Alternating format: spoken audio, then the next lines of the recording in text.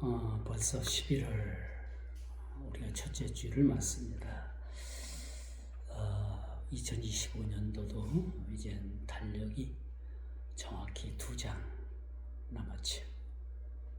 그리고 우리는 또 다른 시간들을 향해서 이렇게 나아가게 됩니다. 요즘 들어서 생각하는 것은 가을이 참 짧다. 그렇죠. 가을을 음미하기도 전에 벌써 가을이 지나가고 초겨울에 입문한 그런 날씨가 아닌가라는 생각을 우리가 가져보게 합니다.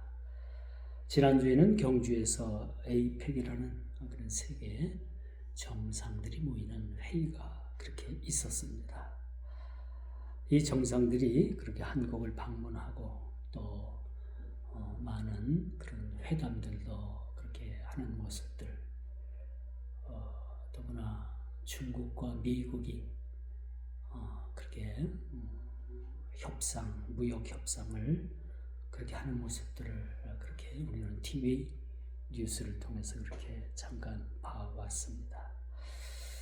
전 세계 국가 수가 193, 2025년도의 통계에 의하면 이 지구에 있는 나라의 모든 숫자가 193개 나라랍니다. 예상보다 많죠.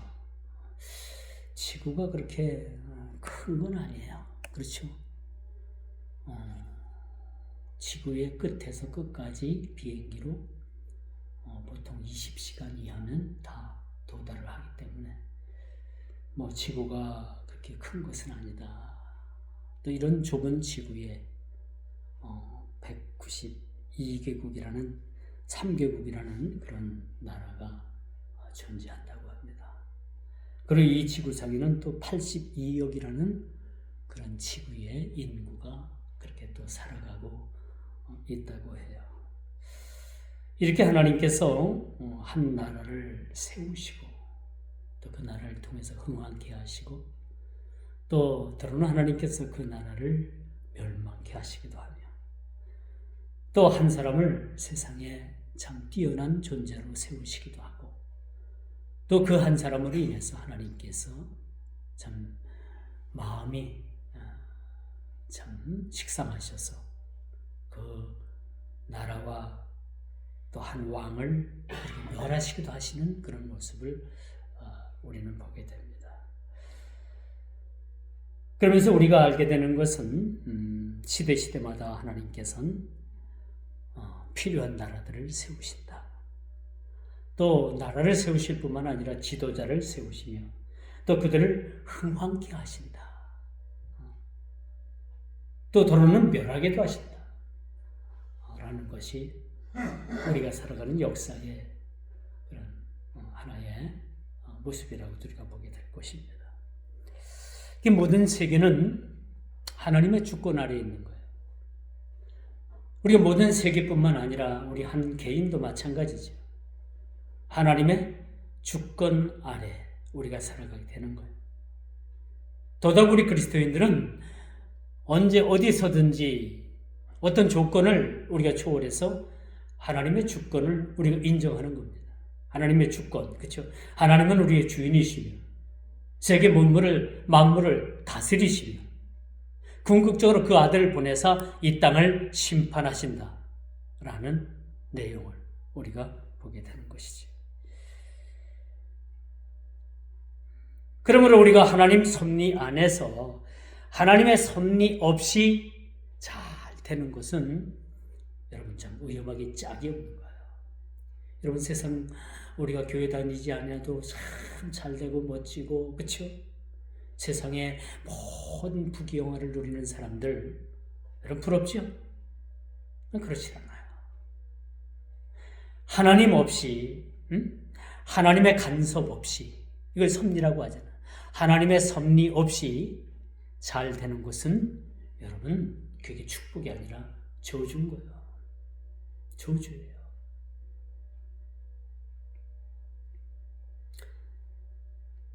우리는 이것을 과거의 역사의 고증을 통해서 우리가 살펴볼 수가 있는 거예요. 하나님 없이 잘 나가던 나라들이 어떻게 됐습니까? 교회를 핍박하고 교회를 없애고, 그렇죠?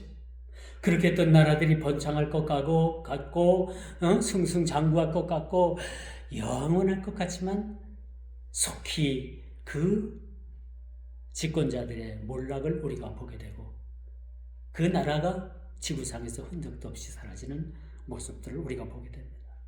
과거 소비에트 연방이 그랬잖아요.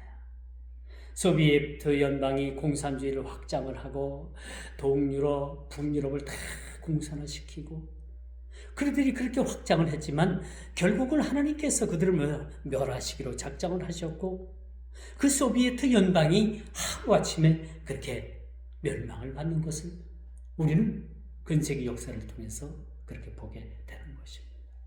요즘 또 러시아가 굉장히 확장을 하고 전쟁을 통해서 영토를 확장을 하고 또 그들이 어떤 공산주의의 어떤 확장을 그렇게 하고 있는데 이것 또한 머지않아 하나님께서 이런 일들을 멸하신다는 사실을 우리는 보게 되는 거예요. 그러므로 여러분 하나님의 간섭 없이 잘 되는 것은 축복이 아니라 여러분 솔직히 말해서 그것은 저주다 라고 말씀드릴 수가 있는 거예요. 오늘 본문에도 어떤 나라가 등장을 하는가 하면요 31장 전체가 애굽 왕, 애굽에 대해서 아직도 쭉 그렇게 말씀하시는 그 말씀이 아직도 끝나지 않았습니다. 31장에도 애굽 왕에 대해서 애굽의 왕의 교만에 대해서 그렇게 말해주고 있고요. 또 여러분 당시에 굉장한 그런 큰 나라를 이루고 제국적 형태를 띠고 있었던 아수르 제국에 대해서 그렇게 본문은 말해주고 있습니다. 그리고 그런 제국에 끼어서 아주 외교적으로나 여러 가지로 여러분 국가적인 운명을 그들 손에 그렇게 위에서 운명적 처지에 놓여 있었던 유다가 오늘 그 말씀 속에 끼어져 있고요. 또 애굽, 아수르, 유다를 멸망시킨 바벨론 제국이 오늘 본문에 그렇게 등장하고 있음을 우리가 보게 됩니다. 왜 하나님께서 애굽, 아수르, 유다, 바벨론에 대해서 이런 나라들을 이렇게 열거시키면서 본문에 이 나라들을 등장시켰을까? 그 첫째는 애굽 왕 바로가 여러분 교만했다는 거와 또 아수르 제국은 자기의 힘을 믿고 이웃을 침공을 하고 결국은 이 아수르마저도 더 큰 힘을 가지고 있는 바벨론에 의해서 멸망을 받을 것이라는 그런 선지자의 예언을 우리가 오늘 본문을 통해서 보게 됩니다. 오늘 본문의 말씀은요 정확히 언제 쓰여졌느냐 남유다가 586년에 BC 586년에 망하게 되는데 그 망하기 딱 1년 전 BC 587년에 쓰여졌던 말씀이라고 볼 수가 있는 거예요. 그리고 유다는 바벨론 느부갓네살 왕에 의해서 BC 기원 전 586년에 나라가 예루살렘 성이 함락이 되고 거기에 있던 많은 사람들이 포로로 끌려가고 또 많은 사람들이 죽임을 당하고 그렇게 해서 나라가 완전히 없어진 역사를 가리키고 있다라고 말씀드릴 수가 있는 거예요. 오늘날 여러분 우리 한반도 상황을 한번 생각해 봅시다. 나라가 여러분 남과 북으로 갈라졌지요. 또 그리고 그 주변에는 중국이라는 거대한 나라가 있습니다. 또 그 사이에는 러시아라는 나라가 있습니다. 또 남쪽으로는 그 가깝게 일본이라는 나라가 있습니다. 너무나도 이 과거의 유다의 역사와 그렇게 아주 비슷한 형국이 오늘날 우리나라를 중심으로 그렇게 둘러싸 있다라는 것을 우리가 보게 됩니다. 오늘 유다를 둘러싼 애굽, 아수르, 바벨론의 상황은 이 현 한반도 상황과 너무나도 닮은 꼴이 아닌가라는 생각을 우리가 가져봅니다. 그러면 이런 상황에서 우리가 얻을 교훈이 있잖아요. 지금 과거 몇천 년 전에 유다를 둘러싸고 있는 애굽이나 아수르나 이 바벨론 제국이 유다의 흥망성쇠를 좌우했다면 오늘 이 한반도, 이 대한민국을 둘러싸고 있는 중국과 러시아와 일본 이 사이에 우리나라가 지금 이렇게 국제적인 그런 어려움에 처해 있고 지리적인 이런 환경에 처해 있는데 왜 하나님께서 이 상황 가운데 우리들에게 이런 어려운 상황에 처하게 하셨는가라는 것을 우리가 한번 깊이 생각해 보는 것도 좀 나쁘지 않다라고 말씀드릴 수가 있는 거예요. 왜 유다를 하나님께서 그 애굽과 그 아스로와 바벨론이라는 제국에 의해서 둘러싸여지게 하고 왜 그들을 통해서 멸망케 되게 하게 하셨는가? 우리 기준은 오늘 우리가 사는 우리들에게 있어서 이것이 어떤 교훈을 우리에게 주고 있는가? 라는 것을 우리가 생각해 보게 하는 거예요. 우리가 여기서 어떤 교훈을 얻습니까? 어떤 교훈을 얻어요? 과거 유다나 오늘 우리가 사는 이 대한민국이나 상황은 똑같다는 거예요.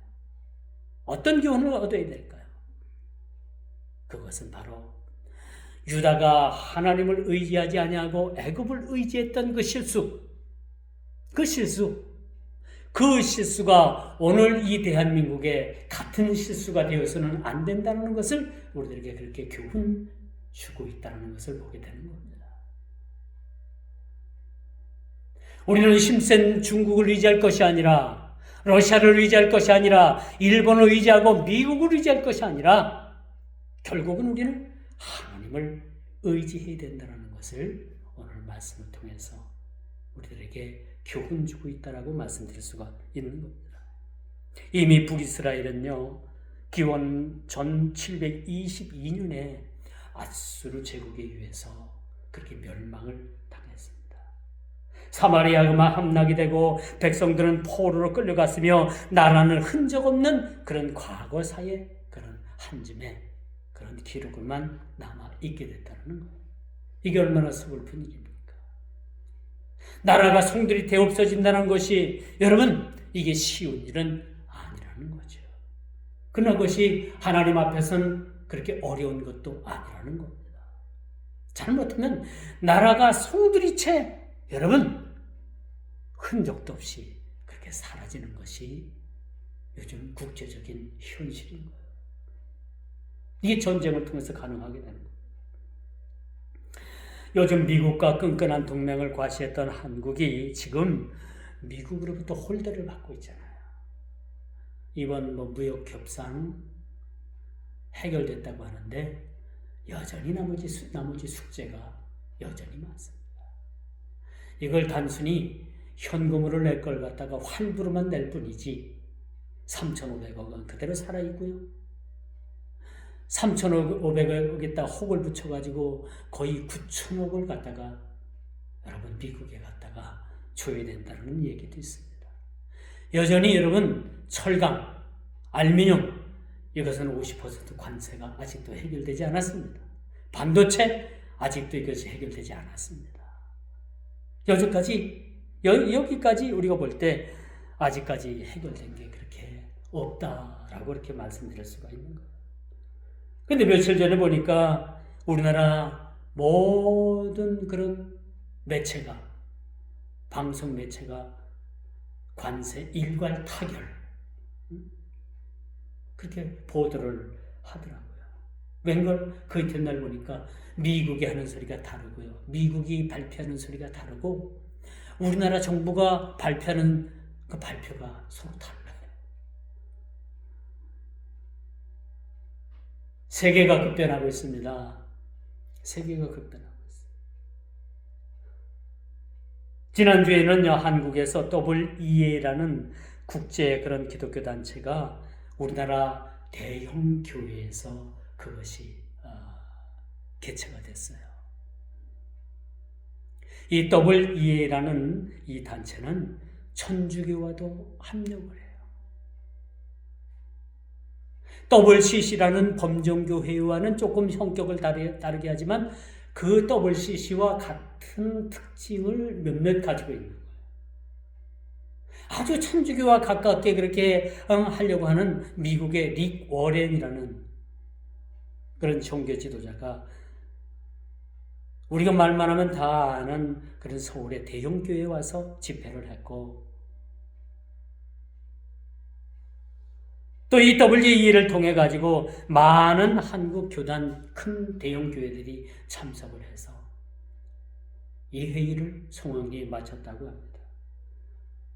우리 교단 정식 발표에는 아직 이들에 대해서 이 단체와 같이 협력을 하고 교류를 하는 것을 유보했어요. 아직 문제가 많기 때문에. 그리고 신학부에 넘겨가지고 이것을 연구토록 1년 동안 연구토록 하도록 그렇게 넘겼지만은 우리 교단에 속해 있는 대형교회 모 교회에서 EWA 집회를 그렇게 성황리에 마쳤다고 합니다. 여러분, 세계 경제가 그렇게 급변하는 것만큼 오늘날 교회도 아주 급변하게 돌아가고 있어요. 너무나도 빠르게 우리가 적응하지 못할 정도로 그렇게 세계와 더불어서 교회도 급변해가고 있다는 것을 우리가 보게 됩니다.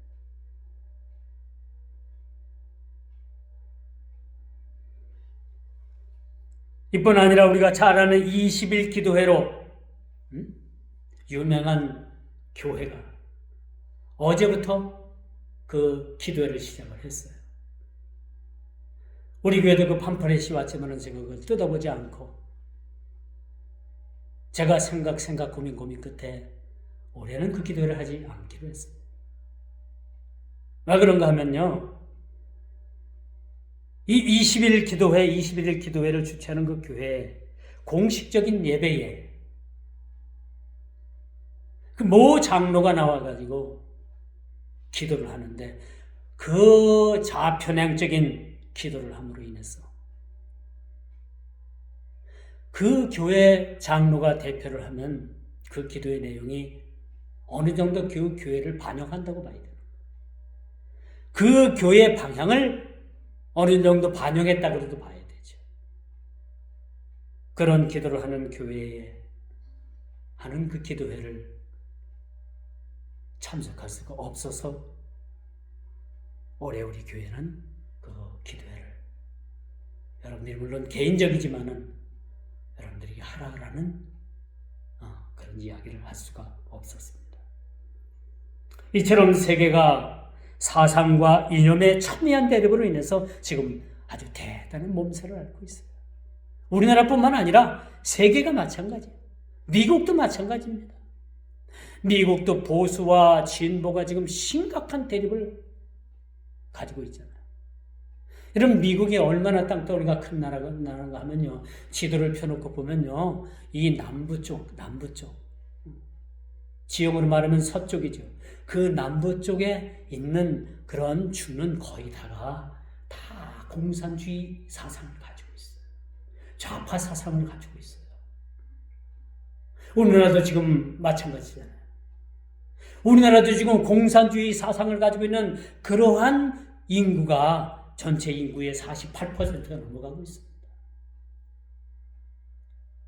우리가 어려서 자라고 학교 다닐 때는 반공에 대한 포스터를 많이 그리고 썼어요. 학교에서 반공에 대한 표어 포스터를 많이 그리고 썼다는 거예요. 우리도 그런 상황에서 그런 시절을 우리가 보냈어요. 그래서 우리 나이 때쯤 사람들은 거의 다 반공에 대해서 우리가 아주 머리에 이것이 박혀 있는데 요즘 세대들은 그렇지 않아요. 반공주의적인 사상이 아니라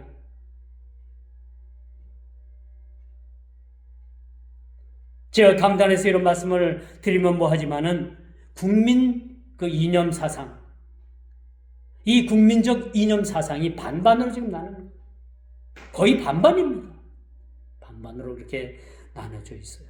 이것이 우리뿐만 아니라 미국을 비롯해서 많은 나라들이 지금 이념과 사상으로 인해 가지고 골머리를 앓고 또 곳곳마다 폭력이 난무하고 폭도들이 일어나게 되고 심지어는 전쟁, 테러까지 이것이 서슴지 않는 우리가 세상에 살아가고 있다라고 말씀드릴 수가 있습니다.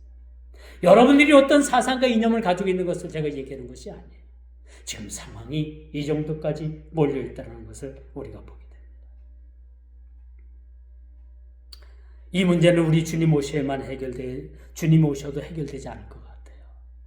좌우 이 이념적인 사상은요, 우리 주님이 오셔도 이것이 해결되겠는가?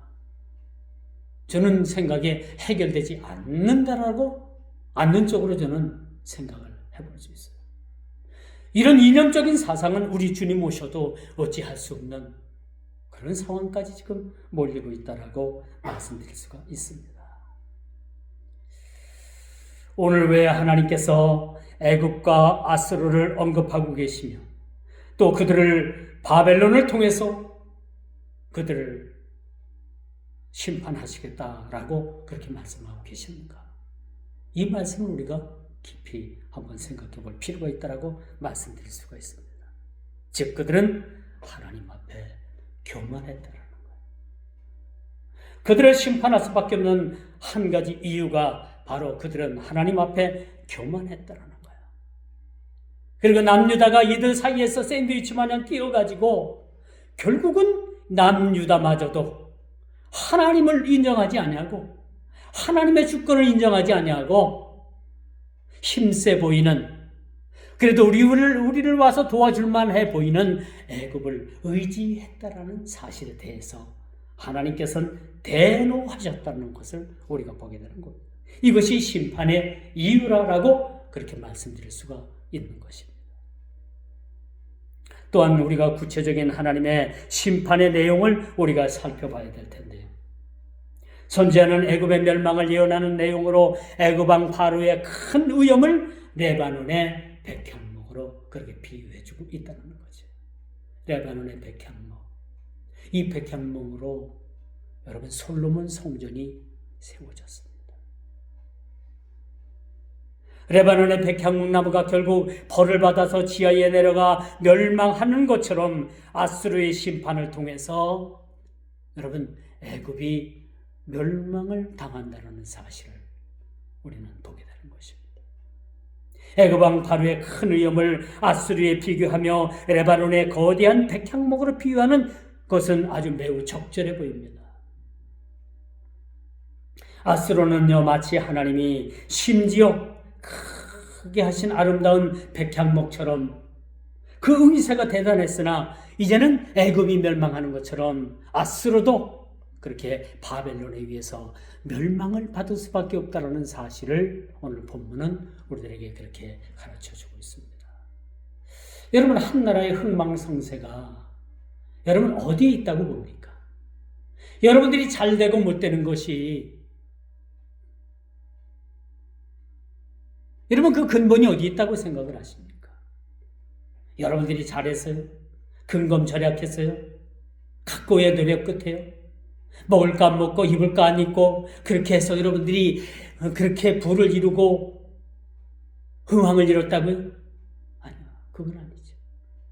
한 나라의 흥황을 하나님께서 주장하시는 것처럼 우리 한 인생도 하나님께서 우리의 흥망성쇠를 주관하고 계신다는 사실, 살고 죽는 문제가 우리 손에 있는 것이 아니라 하나님 손에 달려있다는 것을 인정할 때 우리는 비로소 행복해지는 거예요.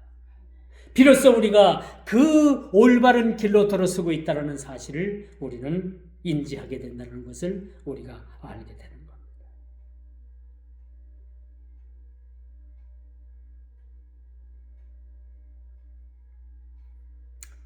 제가 하는 설교가 유튜브에 올라갑니다. 그리고 이 유튜브가 우리 성도들에게 그렇게 또 카톡을 통해서 올라가고, 우리 원주에 있는 가족, 또 세종에 있는 그 아들의 가족, 이 세 가족 모임인 카톡이 방이 하나 있어요. 제가 얼마 전까지만 해도 제가 한 설교를 자녀들이 좀 들으라고 카톡에 올려놨었어요.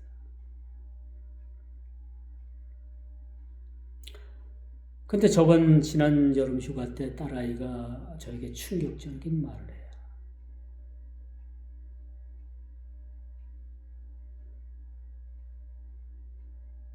아빠 유튜브를 보는데 리누가 있는 데서 그것을 보지 말라. 손자가 있는 데서, 자기 자식이 있는 데서 그런 걸 보지 말래요. 내가 뭐 특별한 것을 본 것도 아닌데. 자기 자녀들한테 그런 것이 미친다는 얘기죠. 그 얘기를 듣고 그럴 수도 있겠다.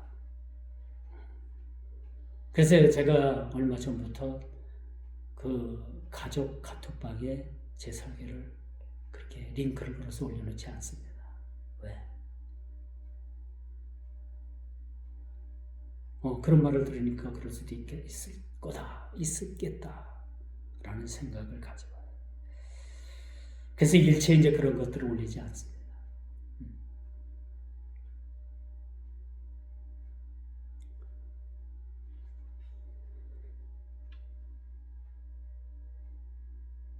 그렇다면 이런 이유들이 뭘까요? 오늘날 그렇게 서로 반목하고 갈등하는 세대 차이도 아니고 남녀 차이도 아니고요. 그렇죠? 이 지역적인 차이도 아니고 그것은 순전히 이념적 차이, 이런 문제가 결부됐다는 것을 보게 되는 겁니다. 오늘 본문의 말씀도 마찬가지입니다. 왜 애굽을 하나님께서 바로왕을 등장시켜서 그 바로왕의 교만이 레바논의 백향목처럼 그렇게 높게 자랐고, 이 백향목이 이 토배 위에서 베어가지고 그렇게 쓰러져 누워있는 것처럼 그 교만의 극치를 이루었던 애굽의 왕을 그렇게 비유를 하고 있을까? 또 그토록 당대에 의풍당당했던 아수르 제국에 대해서 아수르 제국이 멸망하는 것처럼 멸망한 그 모습이 레바논의 백향목이 베어져서 그렇게 누워서 지하로 내려가는 것처럼 그런 모습을 하고 있을까라는 비유를 우리는 보게 되는 겁니다. 이것은 순전히 그들에게 교만에 있었던 것이며 교만이 하늘을 찌르게 됐던 것이며 결국은 하나님께서는 바벨론에 의해서 애굽을 징치하고 아수르를 그렇게 멸망시키는 모습을 우리가 보게 되는 것이죠. 이것은 결국 그 교만으로 인해서 하나님의 심판을 받아 멸망할 것이라는 거죠. 이는 애굽이 그 영광과 위대함에도 불구하고 그 지하 세계로 내려가서 아름다운 백향목의 위세가 그렇게 그 교만으로 인해서 누운 것처럼 그들 나라도 똑같이 그렇게 지하로 내려가서 넘어뜨림을 당한 백향목과 똑같은 모습을 하고 있게 될 것이라는 예언을 우리가 보게 됩니다. 이것이 그들의 교만에 대한 결과입니다. 이 말씀은 오늘을 산 우리에게도 마찬가지죠. 우리 스스로가 교만하고 우리의 스스로의 교만한 눈을 하나님께서 꺾으실 때는 그냥 꺾으시는 것이 아니라 한 인생을 완전히 이렇게 멸망으로 그렇게 백향목의 지하에 가서 누운 것처럼 그런 모습을 보일 수도 있겠다는 것을 우리들에게 보여주고 있는 것이죠. 자, 결국 그 교만으로 인해서 하나님의 심판을 받는다는 것. 교만은 반드시 하나님의 심판이 임하게 됩니다. 여러분 겸손하십니까? 자꾸 제가 교만 하니까 여러분이 교만이란 말이 거슬린다면 우리 자신들을 한번 돌아보는 거예요. 나는 교만하지 않았는가? 그렇다면 교만의 그 반대어가 뭡니까? 겸손이에요. 그렇다면 나는 겸손한가? 겸손하지 못한다면 나는 둘 중에 하나인 거예요. 겸손하지 않다면 나는 교만한 겁니다. 둘 중에 하나인 거예요. 중간은 없어요. 회색지대는 없죠.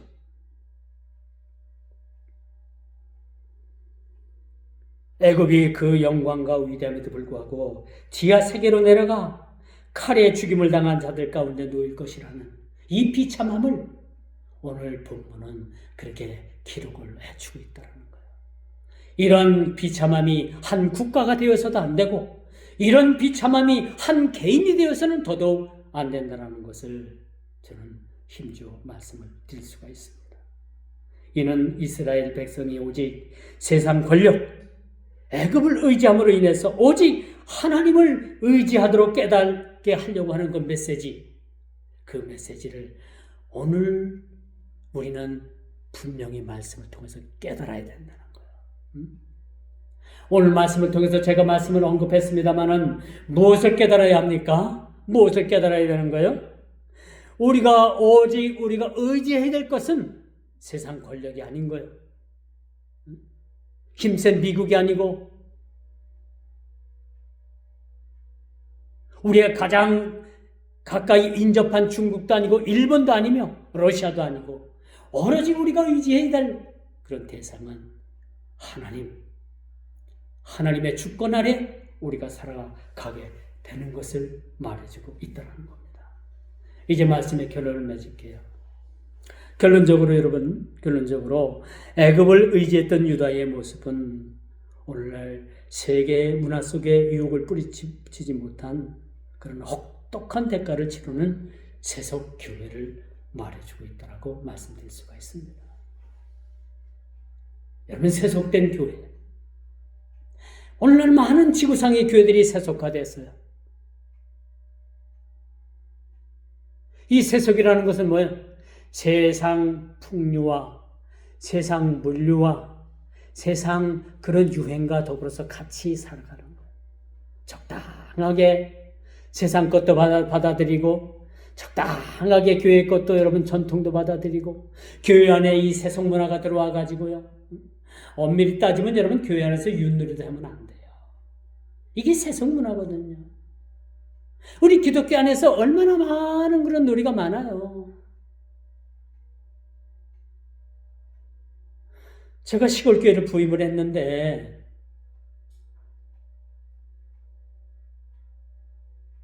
나도 모르게 밤마다 교회에서 저녁에 윷놀이가 벌어지는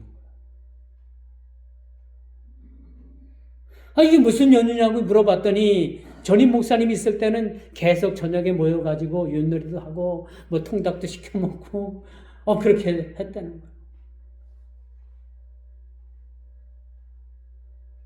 저는 거기에 대해서 이건 정리해라.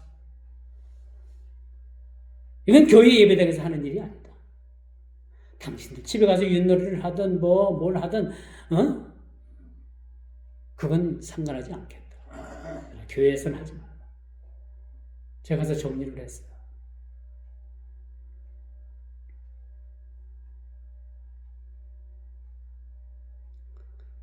이런 모습들이 여러분 교회에 세속 문화가 들어오게 되면요, 결국은 급속도로 교회도 타락을 하는 거예요.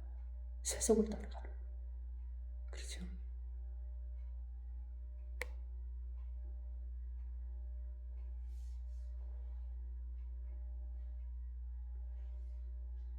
어떤 부리들은 그런 얘기를 해요. 교회 다니면서 술 먹는 거, 이게 뭐 죄냐? 성경에 죄란 말은 없다. 그런 얘기를 해요. 근데 성경은요, 여러분, 죄가 있다 없다를 떠나가지고 분명히 이 독주, 술에 대해서 부정적인 요소로 그렇게 많이 쓰여져 있는 거예요. 여러분, 성경에 이 술이라는 거, 포도주라는 게 긍정적으로 쓰인 것이 거의 없어요. 가나의 혼인잔치에서 물이 변해서 포도주가 된 사건. 그런 사건. 바울이 이제는 병을 낫게 하기 위해서 당시에 번번한 약이 없었기 때문에 포도주를 조금 써라. 그런 얘기도 있습니다. 이 포도주라는 이 술이 음주가물을 위해서 사람을 즐기고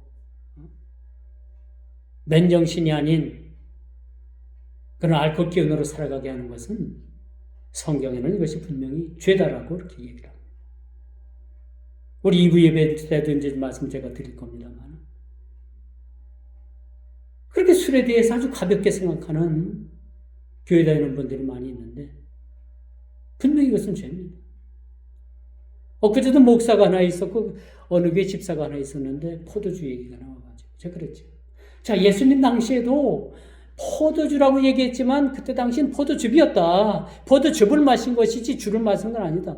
아니, 사람들이 포도주를 먹게 되면 그 중동 사람들은 계속 눈 떠 있을 동안에 그 술을 먹고 해롱해롱 본정신으로 살지 못했을 거 아니에요.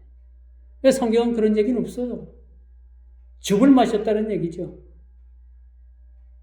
근데 목사는 그런 얘기를 해요. 아, 목사님 포도즙에서 포도즙을 짜게 되면 뭐 바로 발효가 돼서 술이 알코올이 될 텐데. 그건 모르는 얘기입니다. 포도즙 틀에서 포도즙을 짜가지고 그걸 끓이게 되면요, 발효되지 않아요. 몇 달 동안 그것을 주스로 마실 수 있는 그런 그 시대에 그런 기술이 없었겠어요? 있었죠. 요즘은요, 여러분, 더 좋은 가공법이 나와가지고, 이 포도즙의 즙에서 틀에서 짜가지고, 포도즙을 여러분, 주스처럼 몇 년을 놔두고 먹어도 이게 알코올이 되지 않고 먹을 수 있어요. 이걸 끓이게 되면 3, 4개월 동안 발효되지 않고 즙으로 먹을 수 있어요.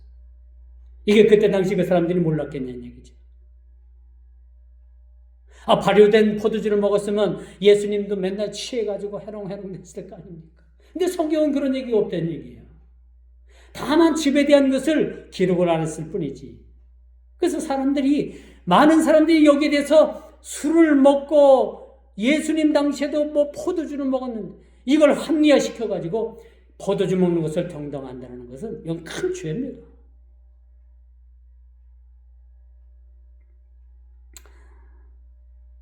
오늘을 사는 우리 그리스도인들에게 말씀드릴 것은 오늘 이 본문이 쓰여진 것이요, 유다 나라가, 남유다가 예루살렘이 멸망하기 딱 1년 전 이야기예요. 이게 얼마나 정확하냐 하면요, 31장을 읽으면서 좀 소름 돋죠. 31장 1절을 우리가 한번 보면요, 11째 해 11년이라지, 셋째 달 초하루에 연월일까지 딱 명시를 합니다. 이 말씀이 기록되고 딱 1년 후에 어떻게 되느냐? 예루살렘이 멸망을 합니다. 유다가 멸망을 하는 거예요. 하나님께서 세우신 나라, 하나님께서 성전에 임하셨던 그 나라, 하나님께서 보호하시는 그 나라, 하나님께서 복을 주셨던 그 구약의 그 나라, 그 나라가 1년 후에 딱 멸망을 하게 된다는 사실. 여러분, 소름 돋지 않습니까? 오늘날 이 말씀을 대하는 저희들, 오늘을 사는 이 시대 우리 그리스도인들에게 심판의 날이 딱 1년 남았다고 생각하면 여러분, 이 말씀을 읽고 여러분 무엇을 준비해야 되겠습니까? 어떻게 준비해야 되겠습니까? 이 말씀이 에스겔 선지자를 통해서 선포가 되고 이 말씀이 선포된 지 딱 1년 후에 예루살렘이 멸망을 했다면 오늘 이 31장을 읽고 느낀 바 오늘 이 시대를 사는 우리가 우리 주님 심판의 날이 딱 1년 남았다면 여러분, 지금 여러분 무엇을 준비해야 되겠습니까? 무엇을 위해서 여러분들 살아가야 되겠습니까? 어떤 자세로 이 말씀을 들어야 하며 이 말씀을 통해서 여러분들이 무엇을 해야 되겠습니까?